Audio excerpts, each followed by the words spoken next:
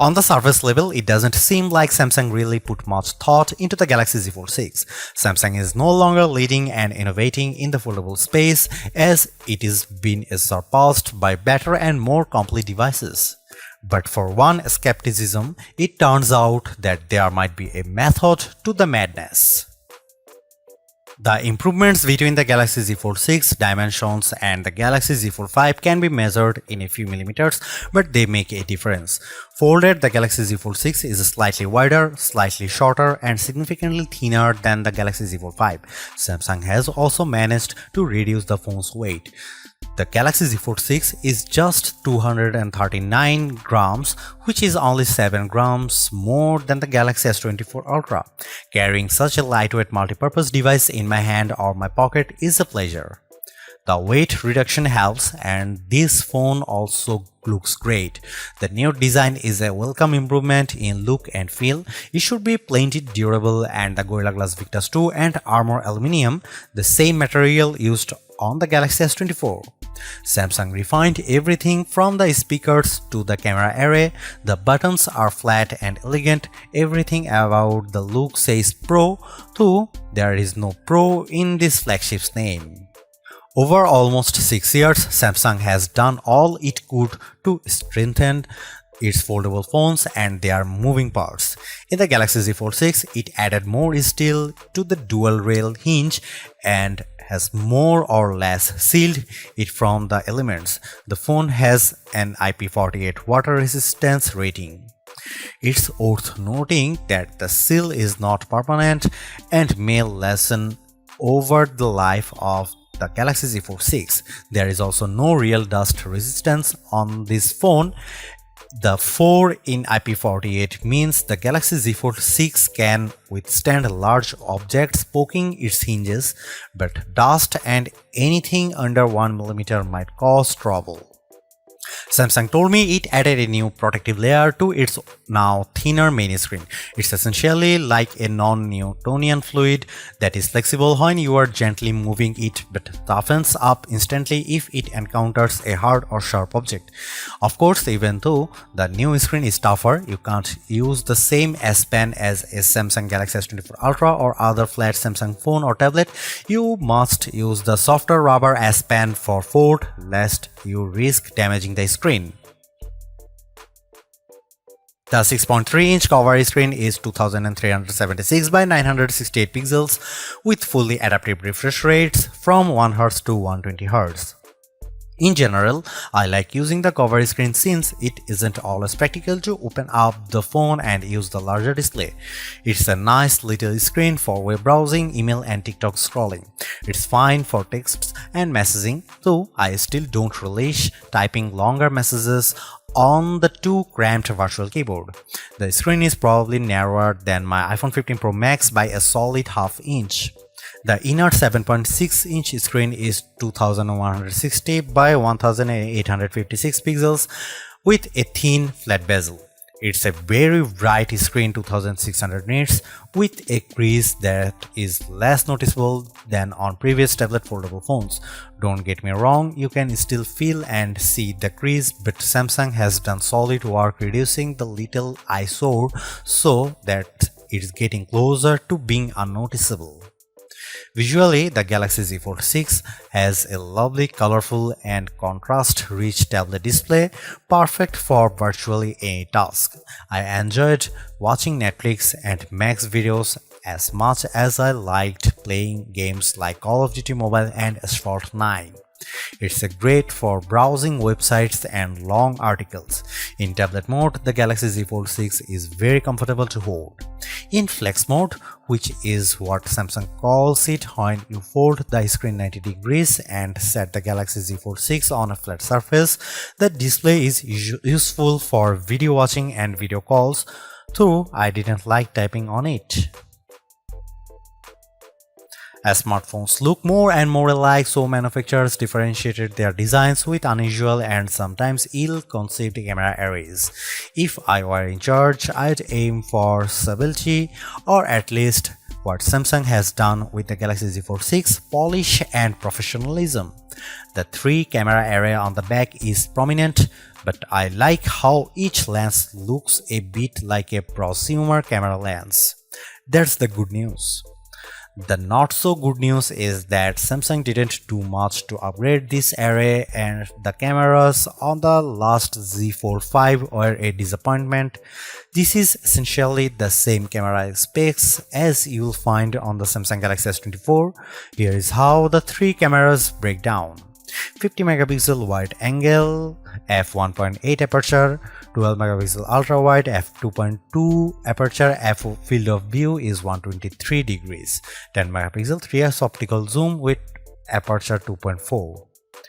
It's a good set of cameras, and I took dozens of lovely photos in Paris under all sorts of conditions. Colors and sharpness are good across the board. Low light performance is generally fine. Macro photography is non-existent. Portrait mode image of people and pets was gorgeous. I'm especially impressed with the color quality and details. This is clearly due to Samsung's significantly updated Pro Visual Engine, which is the computational bit of a Samsung's smartphone photography pipeline. It just gets better and better at understanding reality. That said, Samsung still makes skies too blue. Here is some camera samples of Samsung Galaxy Z Fold 6.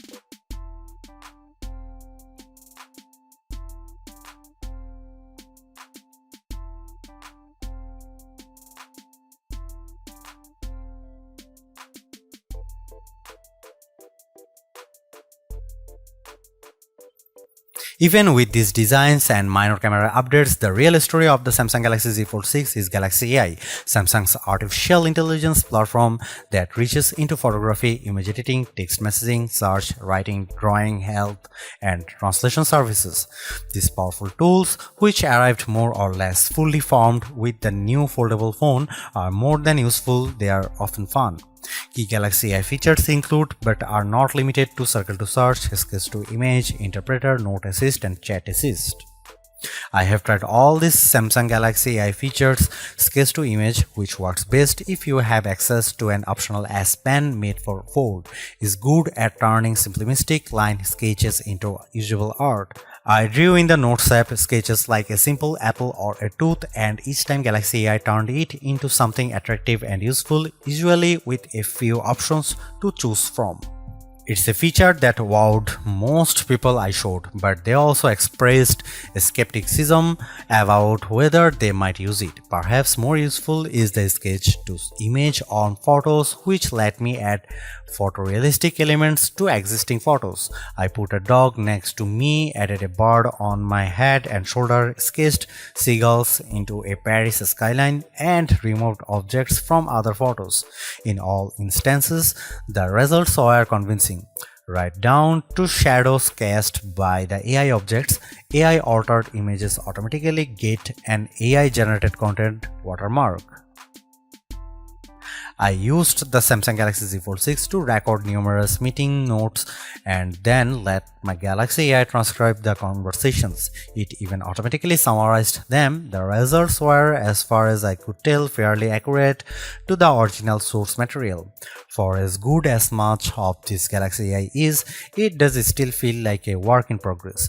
Sketch to Image can't generate fresh images of a detailed drawings and often encouraged me to create small objects. A sketch of Notre Dame, for instance, could not be used to generate a better image. Some of the sketch to image photo generations were significantly different than my initial drawings. For now, these are rough tools that create content that is at best inspired by your scribbles.